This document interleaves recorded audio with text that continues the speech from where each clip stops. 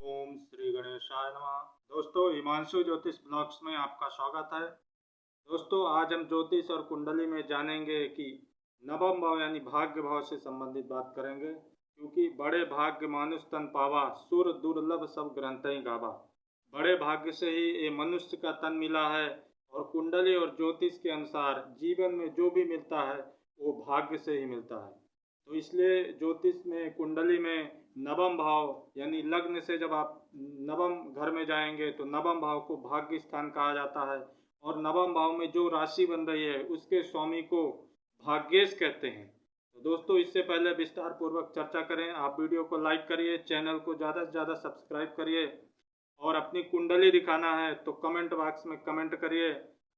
एक प्रश्न आप पूछ सकते हैं जो कि फ्री में एकदम निःशुल्क बताया जाएगा। तो दोस्तों, जो आपकी कुंडली बनती है, आप अपनी कुंडली खोलिए और उसमें देखिए नवम भाव का स्वामी ग्रह कौन सा बन रहा है। नवम भाव में जो राशि बन रही है उसका स्वामी ग्रह अगर लग्न में बैठा है, तो लग्न में अगर वो बैठा है, अच्छी स्थिति है, यानी नीच का नहीं है, कमजोर स्थिति में नहीं, अस्त नहीं है, तो आप जन्म से ही भाग्यशाली होंगे। जिस किसी की कुंडली में भाग्य भाव का स्वामी ग्रह लग्न यानी पहले भाव में बैठा होता है, ऐसा व्यक्ति जन्म से ही भाग्यशाली होता है। जिसका नवम भाव का स्वामी ग्रह भाग्य से दूसरे भाव में बैठा होता है, ऐसा व्यक्ति अपने परिवार जनों और कुटुंब के माध्यम से इसके भाग्य का उदय होता है या निर्माण होता है। जिसका तीसरे भाव में भाग्येश बैठ जाता है, ऐसे व्यक्ति जो होते हैं स्वयं के पराक्रम यानी स्वयं की मेहनत से अपने भाग्य का उदय करते हैं। जिसका भाग्य का स्वामी चौथे भाव में बैठा होता है, ऐसा व्यक्ति का भाग्य उदय इसकी माता के द्वारा होता है। ऐसे व्यक्तियों की अपनी माता से बना के रखना चाहिए और माँ की खूब सेवा करना चाहिए। जिस जातक की कुंडली में नवम भाव का स्वामी ग्रह पंचम भाव में बैठ जाए, ऐसे व्यक्ति का भाग्य जो होता है इनकी शिक्षा के माध्यम से होता है। इनको शिक्षा में विशेष ध्यान देना चाहिए। साथ में ही अगर शादीशुदा है तो इनका भाग्य पुत्र के द्वारा भी होता है, इनके पुत्र के माध्यम से इनका भाग्य उदय होता है। दोस्तों, जिसका भाग्य का स्वामी ग्रह छठवें भाव में बैठ जाता है, ऐसे व्यक्तियों को कर्ज के माध्यम से भाग्य उदय का होने का योग बनता है। ऐसे व्यक्तियों को लोन जरूर लेना चाहिए, लोन लेकर भी आगे बढ़ सकते हैं।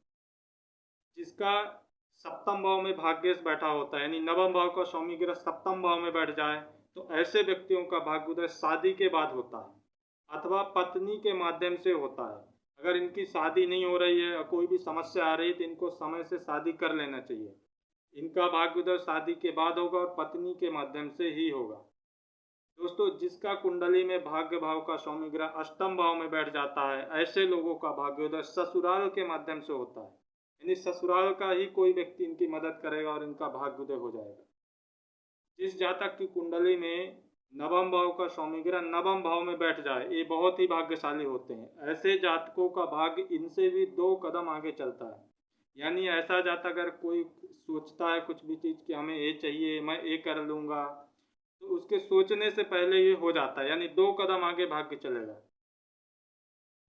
जिसकी कुंडली में दसम भाव में भाग्य का स्वामी बैठा हुआ है, तो दसम भाव में अगर भाग्य भाव का स्वामी ग्रह बैठा हुआ है, तो ऐसे व्यक्तियों का इनकी नौकरी और इनके कर्म के, यानी ये कर्मठ व्यक्ति होते हैं, ऐसे व्यक्ति जब कर्मठ होंगे तभी इनका भाग्य सहयोग देगा और भाग्य साथ देगा। जिसका कुंडली में 11वें भाव में भाग्य भाव का स्वामी बैठा होता है, ऐसे व्यक्ति का भाग्य अचानक से चमक उठता है, यानी अचानक से भाग्य इनका साथ देगा। और जिसका 12वें भाव में होता है, ऐसे व्यक्तियों का भाग्य किसी दूर के व्यक्ति के माध्यम से चमकता है, यानी जिसको ये जानते नहीं, बाद में जानते, उसके माध्यम से चमकता है। लेकिन अगर भाग्य भाव का स्वामी ग्रह यानी नवम भाव का स्वामी ग्रह कहीं भी आपकी कुंडली में नीच का होकर बैठा है, अस्त का होकर बैठा है, या सूर्य के साथ युति बनाकर अस्त हो गया है, कमजोर अवस्था में बैठा है, तो निश्चित रूप से आपको मेहनत तो खूब करते होंगे लेकिन भाग्य का सहयोग नहीं मिलता है। तो ऐसी स्थिति में आपको भाग्य भाव के स्वामी ग्रह को मजबूत करने का प्रयास करना चाहिए। अगर सप्तम भाव में भाग्य भाव का स्वामी ग्रह बैठ जाता है, तो अगर आपकी शादी नहीं हुई है तो निश्चित रूप से आप शादी कर लीजिए, आपका भाग्य साथ देने लग जाएगा, और साथ में ही आपके पत्नी या पार्टनर के माध्यम से भी आपको मदद मिलेगी और आपके भाग्य का उदय हो जाएगा। दोस्तों तीसरे भाव में अगर भाग्य भाव का स्वामी ग्रह बैठा है तो तीसरे से नवम भाव जो होता है सप्तम होता है। तो तीसरा भाव जो होता है कर्मठ होता है, पराक्रम का होता है, यानी जब आप कर्मठ बनेंगे तभी आपका भाग्य साथ देगा, क्योंकि तीसरे भाव का से नवम भाव सप्तम होता है और तीसरे भाव यानी कर्म की पत्नी जो होती है भाग्य होता है, यानी कर्म आप करेंगे तो आपका भाग्य सहयोग देगा। तो दोस्तों आप अपनी कुंडली देखिए, आपके भाग्य भाव का स्वामी ग्रह कहाँ पर बैठा है, और अगर आपको कुछ भी डाउट लगता है तो आप हमें मैसेज कर सकते हैं कमेंट बॉक्स में और अपनी कुंडली दिखा सकते हैं। तो जिसको अपनी कुंडली दिखाना है तो कमेंट बॉक्स में कमेंट करिए और ज़्यादा से ज़्यादा वीडियो को लाइक करिए, चैनल को सब्सक्राइब करिए। तो दोस्तों मिलते हैं नेक्स्ट वीडियो में कुछ अगले नेक्स्ट विषय के साथ, जो कि कुंडली का बहुत ही अच्छा विषय रहेगा। तो दोस्तों जय श्री महाकाल, ओम नमः शिवाय।